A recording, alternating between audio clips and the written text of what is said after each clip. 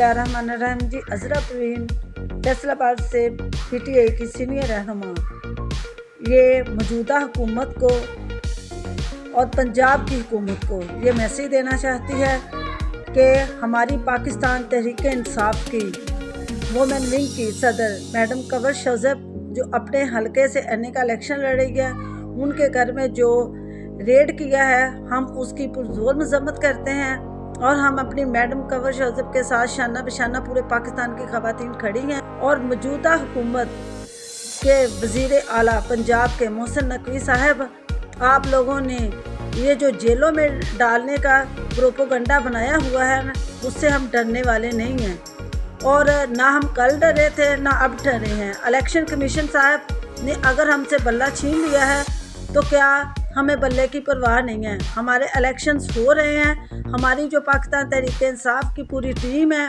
पूरी तंजीमें हैं और पूरे कैंडिडेट वो पूरी जद्दोजहद के साथ 8 फरवरी को आप लोगों को दिखा देंगे कि हमारा जो सरपरस्त इमरान खान है वो इंशाल्लाह वज़ीर आज़म बनकर ही तुम सब का खात्मा करेगा इंशाल्लाह।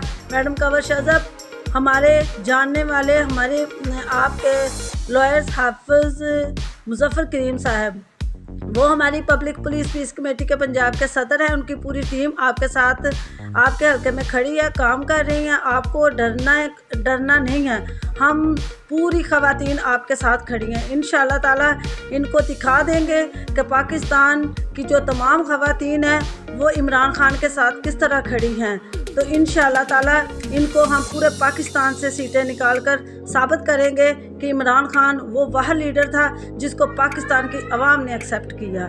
Thank you so much.